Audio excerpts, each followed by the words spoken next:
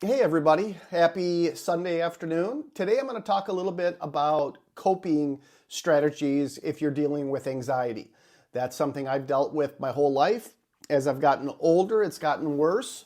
I'm on medication these days, and that definitely makes it more manageable, but I still deal with anxiety. It's still there. It's just a little less than it used to be due to the medication. So I still use some of these strategies that I'm going to talk to you about, and I'm going to talk to you about one that that's been around a while and I've heard about it, but I've never tried it, that I'm going to try, and I'll share that with you as well. So anyway, taking a time out when you're stressed out, brain's going crazy, maybe you're having an anxiety attack, just take a time out, breathe. Just close your eyes and breathe. And that leads me to meditation too. Not to do when you're having an anxiety, which you definitely can, but as a management tool from letting it get to that point. So breathing is good, meditation is good. I meditate in the mornings, typically when I get up, kind of get my day going. I have done it in the evening as well if I thought that I was a little overly stressed and needed a little bit of help before I went to bed. But breathing any time of the day, you can take a time out and breathe. Breathe in and breathe out. And there's some techniques for breathing you can look up online, but honest to God, it works. I don't know how it works so well, but it really does. Again, these just help you manage it. None of these make everything go away. So you use a bunch of these type of techniques. It definitely helps. But if you're somebody who suffers from extreme anxiety like I do, it doesn't make it go away. Limiting your alcohol and caffeine. So I'm not a big drinker, and at one time I was, and I drank to an extreme. I don't know how I stopped, but I did, and I don't have a problem with alcohol. Yesterday I talked about this in another video too, so for you guys watching where I'm saying this twice, I apologize, but for you new viewers, I had 2 beers yesterday, and that made my anxiety really bad. And I had them around noon, and even 5, 6 o'clock later, I was lethargic, anxiety, just not feeling really great. Today, I feel amazing. I feel better. Caffeine.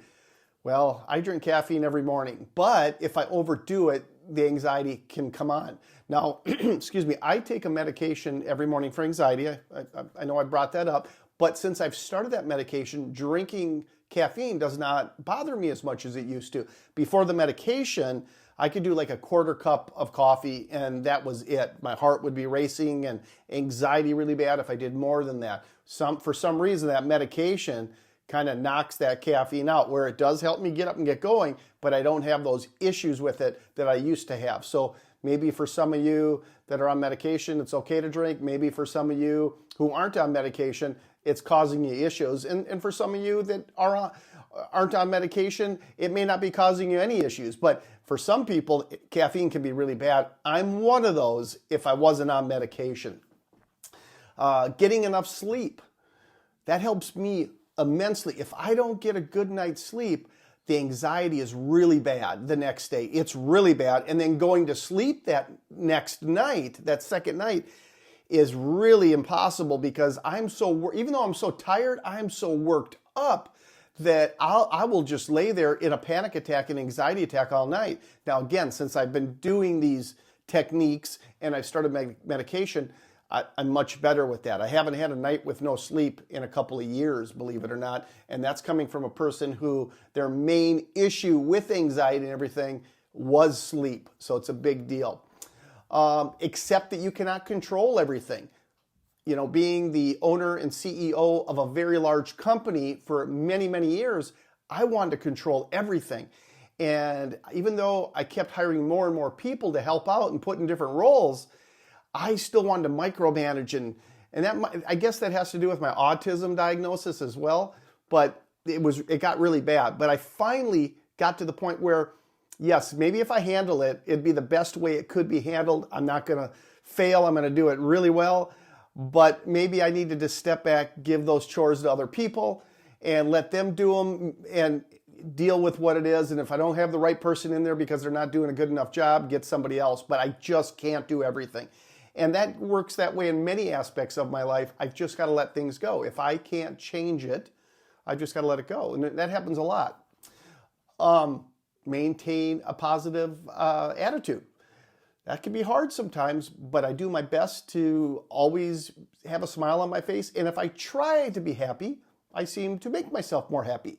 If I want to feel down and not feel the greatest, that's how I'm going to feel. So you can really play with your brain and make it be the way you want it to be if you just work on it. And I don't want to be a negative guy. I was for a long time. I want to be an upbeat, positive guy, and I want to help other people. So I've got to manage my emotions and I maintain a positive attitude. I do my best to do that, and it seems to work. I also welcome humor. Humor is a big thing. I love humor. Even in situations where I've got some anxiety or I'm nervous, or if I'm going to speak in front of people, I always use always use humor to help me. That's my go-to method of helping myself more than anything. It really does work. And other things that I like to do is I have to have a confidant. And with me, that's my wife, somebody who I can just go talk to and say, hey, I'm having a bad day. I may need a little bit more love from her or a little bit more whatever. I'll tell her that, and she gives that to me. She's very supportive. So those are some of the ways I handle my stress and anxiety. But there's another way, and I'm going to look over here a little bit. It's called the 3-3-3 rule.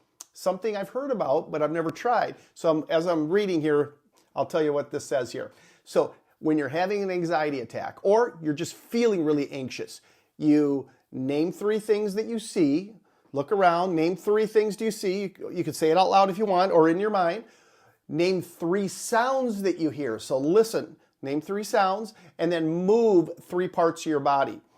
And while you're doing that, you're taking deep breaths, you're breathing, and you can roll your wrist. I guess you can tap as well.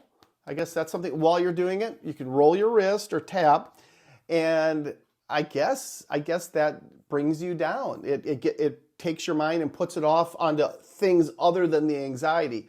So I don't know. I'm going to try it. I'm going to see what it does. But some people use that and have really good luck with that. So anyway, those are some things. What do you guys do? I'm sure if you're on my channel, you're probably here for some of this mental health stuff. If you are somebody that deals with anxiety, do you have some methods that have worked for you? I'm curious because I'd be willing to try anything else too, to help me manage mine. Music's a big one. I like to relax with music. And that can be really good, depending on the music. If I put some metal or something like that on, sometimes that doesn't do the trick. But if I put some old nostalgic music that I really, really like, the stuff that I grew up with, and this will give you a little insight on music I like, but The Cure, The Smiths, Joy Division, that genre, they call it post-punk. I really like that. And I also like old punk rock too. So the Ramones make me feel really good. The Misfits, things like that. So I'm an older guy, but I still like that kind of music, and it makes me feel good. Lovin' Rockets, Tones on Tail, Jazz Butcher, just some old oldies that I still listen to this day. So anyway, hope everybody's having a great day. Hopefully you're not feeling really anxious and anxietied up. If you are, try some of those techniques we just talked about, and we'll see you on the next video. Please subscribe and click the notification button. Take care, guys.